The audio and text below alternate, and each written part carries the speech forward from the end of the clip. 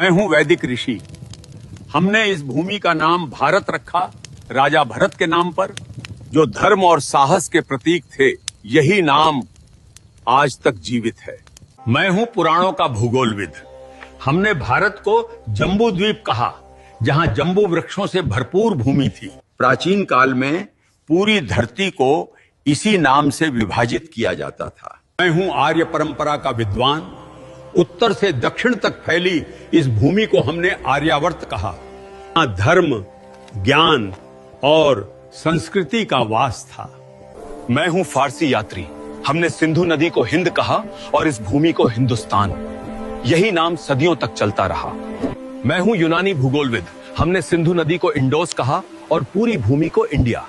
यही नाम ब्रिटिश काल में आधिकारिक बन गया। मैं हूं प्राचीन व्यापारी।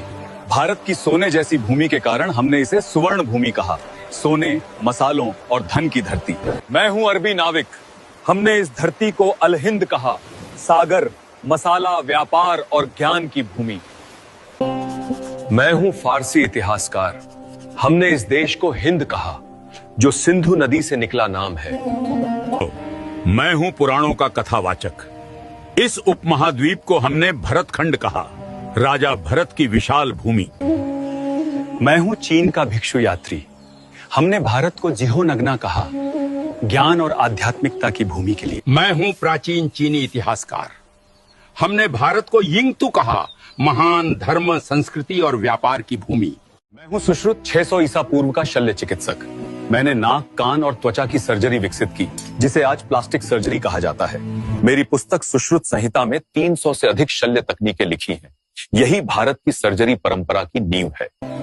मैं हूं चरक आयुर्वेद का आचार्य। 100 ईसा पूर्व मैंने लिखा था कि बीमारी का इलाज सिर्फ दवा से नहीं होता है। शरीर, मन और भोजन, तीनों का संतुलन जरूरी है। मैंने सिखाया कि हर पौधा दवा है और हर भोजन औषधि बन सकता है। मैं हूं प्राचीन भारत का नेत्र चिकित्सक। 800 ईसा पूर्व हम मोतियाबिंद की सर्जरी करते थे। एक पतली सलाई से आंख की धुंधली परत हटाकर दृष्टि वापस लौटा देते थे। इस तकनीक ने हजारों लोगों की रोशनी बचाई। दुनिया में पहली कैटरैक्ट सर्जरी भारत की धरती पर हुई थी। मैं हूं कोणार्क का शिल्पकार। हमने सूर्य मंदिर को इस तरह बनाया कि हर पहिया एक सटीक घड़ी की तरह समय बताता है। आज भी सूरज की किरणें हर घंटे पर ठीक इसी कोण से गिरती हैं, बिना किसी आधुनिक गणना के। मैं हूं भारतीय वास्तुकार।